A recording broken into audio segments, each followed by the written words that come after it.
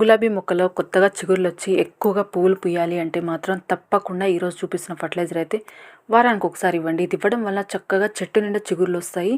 అదేవిధంగా పూలు కూడా పెద్ద సైజులో పూస్తాయండి. వారానికి ఒక్క స్పూన్ మాత్రమే ఇలా మట్టిలో ఇచ్చేసి మనం వాటరింగ్ ఇచ్చామంటే చాలండి. చాలా చక్కగా పూలు పూస్తాయి. అన్ని రకాల పోషకాలు మొక్కలకు అందుతాయన్నమాట. ఈ ఫర్టిలైజర్ ఎలా ప్రిపేర్ చేసుకోవాలి, ఎంత క్వాంటిటీ ఇవ్వాలి, ఏ సమయంలో ఇవ్వాలి అనేసి ఫుల్ వీడియో అయితే స్కిప్ చేయకుండా చూడండి. ఇంకొచ్చేయండి మన వీడియోలోకి వెళ్ళిపోదాం. హాయ్ అండి, అందరికీ నమస్తే. Welcome to Harika creative ideas. Please అండి, కొత్తగా మన ఛానల్ చూసినట్లయితే లైక్ చేయండి, షేర్ చేయండి, మన ఛానల్ని సబ్స్క్రైబ్ చేసుకోండి. మీకు ఎటువంటి గార్డెనింగ్ సంబంధించిన డౌట్స్ ఉన్నా సరే నాకు కామెంట్ సెక్షన్లో కామెంట్ చేయండి. గులాబీ మొక్కకి కొత్త చిగుర్లు వచ్చేసి మొగ్గలు స్టార్ట్ అయిపోయినాయండి. ఈ మొక్క గురించి చెప్పాలి అంటే నేను రీసెంట్గానే రిపోర్టింగ్ చేశాను. అంటే నర్సరీ నుంచి మొక్కను తీసుకొచ్చి రిపోర్టింగ్ వీడియో కూడా నేను ఆల్రెడీ మన ఛానల్లో అప్లోడ్ చేశాను. చూడని వాళ్ళు ఉంటే ఒకసారి చూడండి. గులాబీ మొక్కని ఎప్పుడైనా సరే మనం రిపోర్టింగ్ చేసుకున్నాము అంటే మాత్రం తప్పకుండా జాగ్రత్తలు తీసుకోవాలి. ముఖ్యంగా చెప్పాలంటే ఈ ఆగస్టు నెల నుంచి గులాబీ మొక్కలకి మంచి టైం స్టార్ట్ అవుతుంది. అంటే ఇప్పటి నుంచి జనవరి వరకు కూడా చాలా చక్కగా పూలు పూస్తాయండి. అంటే ఈ వాతావరణం అంటే గులాబీ మొక్కలకి చాలా ఇష్టం అనమాట. ఈ సీజన్లో పువ్వులు ఎక్కువగా పూస్తాయి. ఇప్పుడు మందార మొక్కలు ఉన్నాయండి, అవి ఎండాకాలంలో ఎంత ఎక్కువగా పూస్తాయో గులాబీ పూలు కూడా ఈ సీజన్లో అంత ఎక్కువగా పూస్తాయి, మనం జాగ్రత్తలు తీసుకోవడం వల్ల. ఫస్ట్ అయితే చెట్టుకున్న ఆకులు మొత్తం తీసేయండి. చెట్టుకున్న ఆకులు తీసేయడం వల్ల లాభాలు ఏంటంటే కొత్తగా చిగుర్లు అనేది స్టార్ట్ అయిపోతాయి. మొక్కకున్న బలం అంతో ఇంతో ఆకులు కూడా తీసుకుంటూ ఉంటాయి. కాబట్టి ఫస్ట్ అయితే చెట్టుకున్న ఆకులు చిగుర్ల వరకు వదిలేసి, చిగుర్ల దగ్గర వదిలేసి మిగిలిందైతే పెద్ద పెద్ద ఆకులు అయితే తీసేయండి. మొత్తం తీసేయడం వల్ల కొత్త కొత్త చిగుళ్ళు స్టార్ట్ అయిపోతాయి అన్నమాట. తీసేసిన తర్వాత నైట్రోజన్ నుండి ఎక్కువ ఫర్టిలైజర్స్ ఇస్తూ ఉండాలండి. ఇట్లా ఎన్ని రోజులు అంటే ఒక నెల రోజుల పాటు నైట్రోజన్ ఉన్న ఫర్టిలైజర్స్ అంటే వర్మీ కంపోస్ట్ కానీ, లేకపోతే టీ పౌడర్ కానీ, కాఫీ పౌడర్ కానీ, లేకపోతే మీ దగ్గర పశువుల ఎరువు ఉంటే కూడా పశువుల ఎరువు కూడా ఇవ్వచ్చు. ఇలా ఒక నెల పాటు మనము ఈ నైట్రోజన్ ఉండే ఫర్టిలైజర్స్ ఇచ్చామంటే చిగుళ్ళు తొందరగా స్టార్ట్ అయిపోతాయి.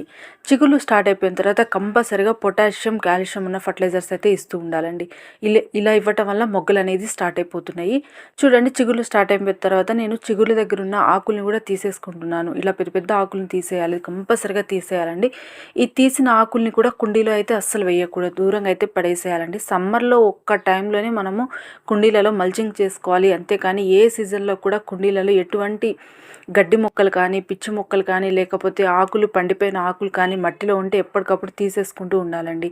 లేకపోతే ఫంగస్ వచ్చే ఛాన్స్ ఉంటుంది. మరొకటి ఏంటంటే గాలి వెలుతురు అనేది తగలకుండా అవి మట్టిని కప్పేస్తూ ఉంటాయి. కాబట్టి కంపల్సరిగా ఇవన్నీ తీసేసుకుంటూ ఉండాలి. దాంతోపాటు ఈ వర్షాకాలం ఏంటంటే తొందరగా మట్టి అనేది ఆరిపోదు. ఎప్పటికప్పుడు మట్టిని లూజ్ చేసుకుంటూ ఉండాలి. కిందకి పైకి మట్టిని కదిలిస్తూ ఉండడం వల్ల మట్టిలో ఉన్న తడి అనేది ఆరిపోతూ ఉంటుంది. ఫంగస్ అనేది తొందరగా రాదండి. ఇంకొక విషయం ఏం చెప్పాలంటే వర్షాకాలంలో డ్రైనేజ్ హోల్స్ ప్రాపర్గా ఉండే విధంగా చూసుకోవాలి. అంటే ఎప్పటికప్పుడు నీరు అనేది అస్సలు నిలిచిపోకూడదు. లాస్ట్ వరకు చూడండి, నేను దీనిలో వాటర్ ఇవ్వంగానే ఎంత ఫాస్ట్గా మట్టి పీల్చేసుకుందో అంత ఫాస్ట్గా మట్టి పీల్చేసుకోవాలి. లేకపోతే కుండీలలో నీరు నిలబడిందంటే మాత్రం గులాబీ మొక్కలు అస్సలు బ్రతకవండి. గులాబీ మొక్కల్ని మనం ఎంత జాగ్రత్తగా పెంచితే అంత చక్కగా పువ్వులు పూస్తాయి. కాబట్టి జాగ్రత్తలు అయితే కంపల్సరిగా తీసుకోవాలి. అదేవిధంగా ఫర్టిలైజర్ కూడా చూసేద్దాము, వచ్చేయండి. ఇది చాలా మంచి ఫర్టిలైజర్ అండి. గులాబీ పువ్వులు ఎక్కువగా పూయటానికి, పూసిన పువ్వులు కూడా మంచి కలర్లో పెద్ద సైజులో పూయటానికి చాలా బాగా ఉపయోగపడుతుంది. ఈ ఫర్టిలైజర్ అయితే వారానికి ఒకసారి 1 టీ స్పూన్ ఇవ్వడానికి కంపల్సరిగా ట్రై చేయండి. ఈ పౌడరు మనము వర్షాలు లేకపోతే వాటర్లో కూడా డైల్యూట్ చేసి ఇవ్వచ్చు. వర్షాలు పడే టైంలో ఏంటంటే మనము మట్టిలో కూడా కలపవచ్చు. 2 విధాలుగా వాడుకోవచ్చు అండి ఈ ఫర్టిలైజర్. ఫస్ట్ వచ్చేసి ఇది ఆవాలు తీసుకుంటున్నాను. ఇది రెగ్యులర్గా మనం కిచెన్లో వాడుకునే ఆవాలేనండి.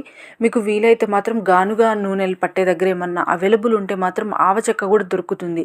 ఆవ చెక్క కూడా తీసుకొచ్చుకోవచ్చు. లేకపోతే ఇలా మనము ఆవపిండిని ఎక్కువ క్వాంటిటీ కూడా చేసుకొని వాడుకోవచ్చు. ఈ ఆవపిండి వల్ల చాలా ఎక్కువగా పువ్వులు పూస్తాయి.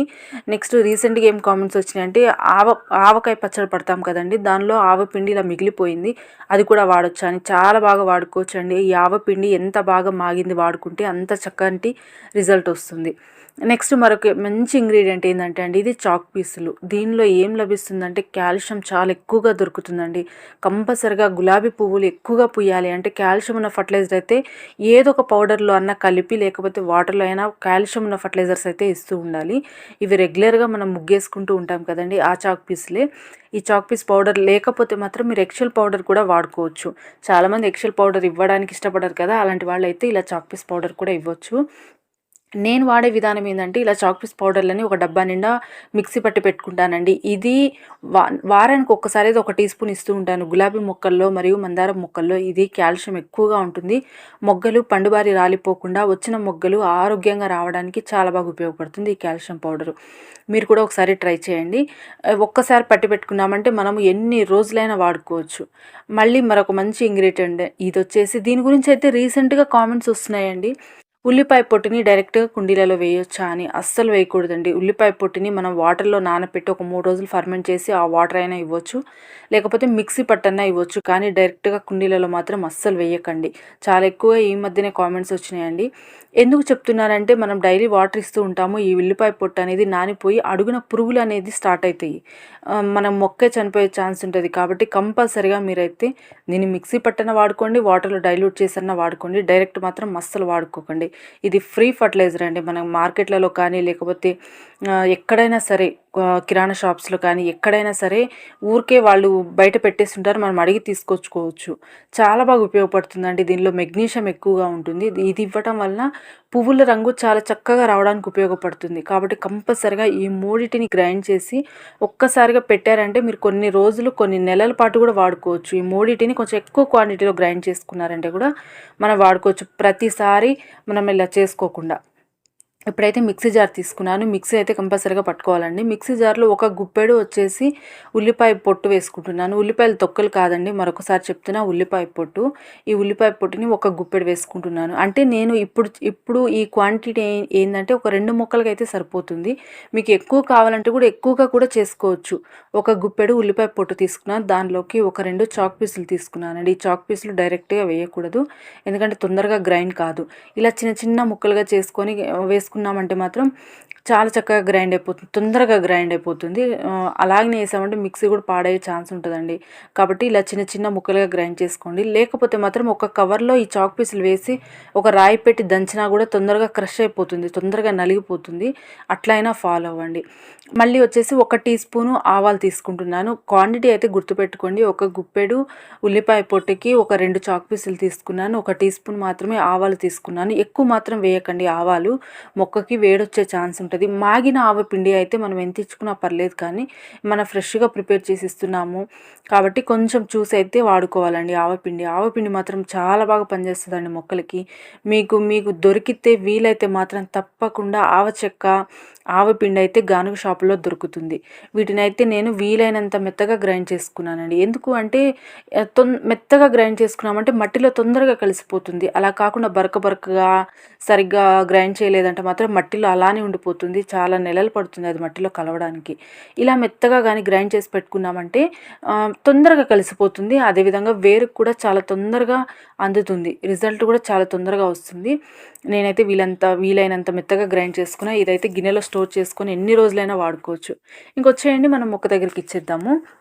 మొక్కకి ఇచ్చే ముందు కూడా ఇలా మట్టిని అయితే ఒక 2 ఇంచెస్ వరకు మట్టిని తీసుకొని ఇలా మొదల దగ్గర పెట్టేయండి. ఎందుకంటే మట్టి మీద మనం ఎన్ని ఫర్టిలైజర్స్ ఇచ్చినా అది గాలికి దానిలో ఉన్న పోషకాలు అనేది పోతూ ఉంటాయి. కాబట్టి ఈ టిప్ అయితే కంపల్సరీగా ఫాలో అవ్వండి. ఇలా మట్టిని కుండి చుట్టూ ఉన్న మట్టిని ఇలా మొదల దగ్గర పెట్టేసుకున్నాను ఒక 2 ఇంచుల వరకు. ఇప్పుడు ఒక గుంటలాగా ఉంది చూడండి. ఆ గుంటలో వచ్చేసి మనం ఫర్టిలైజర్ ఇచ్చేసుకోవాలి. ఈ టిప్ అయితే కంపల్సరీగా ఫాలో అవ్వాలండి. మనం ఎన్ని జాగ్రత్తలు తీసుకున్నా కొన్ని టిప్స్ అనేది కంపల్సరీగా ఫాలో అవుతూ ఉండాలి. ఇలా గుంట చేసుకున్న తర్వాత కుండీ సైజుని బట్టి మరియు మొక్క సైజుని బట్టి మనం ఫర్టిలైజర్ అనేది ఇస్తూ ఉండాలి. ఎప్పుడు కూడా ఒకేసారి ఎక్కువ ఫర్టిలైజర్స్ ఇవ్వకూడదు. ఎప్పుడైనా సరే మనం గుర్తుపెట్టుకోవాల్సింది కుండీ సైజుని బట్టి మరియు మొక్క చాలా పాత మొక్క, కొన్ని సంవత్సరాల నుంచి ఉంది మొక్క అనుకుంటే మాత్రం ఒక 2 స్పూన్లు అయితే ఇచ్చేయండి. ఇలా మన ఫర్టిలైజర్ అంతా ఇచ్చేసిన తర్వాత మొత్తము ఆ మట్టిని మొత్తం తీసి కవర్ చేసేసుకుంటున్నాను. అస్సలు ఫర్టిలైజర్ అనేది పైకి కనిపించకూడదండి. ఎండ తగిలినా సరే, ఒకవేళ వర్షం పడ్డా సరే ఫర్టిలైజర్ మొత్తం పోతుంది. కాబట్టి మొత్తము ఫర్టిలైజర్ కనిపించకుండా మట్టి అనేది కప్పేసుకున్నాను. ఈ కుండీ సైజుకి 1 టీ స్పూన్ మాత్రం సరిపోతుందండి. ఎక్కువ మాత్రం ఇవ్వకండి. మీకు వీలైతే మాత్రం వారానికి ఒక్కసారి లేకపోతే వారానికి 2 సార్లన్నా ఇవ్వండి. కానీ ఒకేసారిగా ఎక్కువగా ఇవ్వకండి. ఈ వారం పౌడర్ రూపంలో ఇచ్చారు కదా, ఇంకా నెక్స్ట్ వీక్ ఏం చేస్తారంటే లిక్విడ్ రూపంలో ఇవ్వండి. ఇది వాటర్లో 1 లీటర్ వాటర్లోకి 1 టీ స్పూన్ వేసి డైల్యూట్ చేసి ఒకరోజు ఫర్మెంట్ చేసి కూడా ఇవ్వచ్చు. ఒక వారము ఇట్లా ఇచ్చారంటే వర్షాలు పడట్లేదు అనుకుంటే మాత్రం లిక్విడ్ రూపంలో ఇచ్చేయండి. వర్షాలు పడుతున్నప్పుడు మాత్రం పౌడర్ ఇట్లా కుండీలలో ఇచ్చేయండి. చాలా మంచి రిజల్ట్ ఉంటుంది. కాబట్టి తప్పకుండా వేసి ఇస్తూ ఉండండి. ఇలా ఇచ్చిన తర్వాత వాటర్ అనేది ఇవ్వాలండి. కంపల్సరీగా ఏ ఫర్టిలైజర్ అయినా ఇచ్చినప్పుడు ఇట్లా వదిలేయకుండా వాటర్ అనేది ఇవ్వాలి. వాటర్ చూడండి, చూపిస్తా అన్నాను కదండీ నేను స్టార్టింగ్‌లో. ఇలా మొత్తం మనం వేసిన వాటరు వెంటనే మట్టి పీల్చేసుకోవాలి. సెకండ్స్ కూడా ఆగకుండా. ఇలా ఉంటే మాత్రం పర్ఫెక్ట్ మట్టండి. ఇలా ఉండడం వల్ల వేరుకి గాలి, వెలుతురు అనేది తగులుతూ ఉంటది. ఎందుకంటే లూజ్‌గా ఉంది కదా మట్టి. ఎక్స్‌ట్రా వాటర్ ఉన్నాయి కూడా డ్రైన్ అవుట్ అయిపోతూ ఉంటాయి. ఎంత పెద్ద వర్షం వచ్చినా సరే ఈ కుండీలలో, నా కుండీలలో అయితే ఒక్క చుక్క కూడా నీరు నిలబడదండి. ఎంత పెద్ద వర్షం వచ్చినా సరే. వెంటనే ఒక్క రోజుకే మళ్ళీ మట్టి మొత్తం డ్రై అయిపోతుంది. అంత చక్కటి మట్టిలోనే మనం మొక్కలు నాటుకుంటే చిన్న చిన్న బాల్కనీస్‌లో, చిన్న చిన్న కుండీలలో కూడా విపరీతంగా పూలు పూస్తాయి. నేను ఇదే ఫర్టిలైజరు మందారం మొక్క కూడా ఇచ్చేసుకున్నాను. చూడండి కొమ్మకి మొగ్గలు ఎలా స్టార్ట్ అయిపోయినాయో, ఒక్క కొమ్మకి 4, 5 మొగ్గలైతే కంపల్సరీగా ఉన్నాయండి. చిన్న చిన్న కొమ్మలు కూడా స్టార్ట్ అయిపోయినాయి అనమాట. కంపల్సరీగా ఈ ఫర్టిలైజర్ ప్రిపేర్ చేసి అన్ని రకాల మొక్కలకి ఇవ్వండి. థ్యాంక్ యూ సో మచ్ అండి. Happy gardening.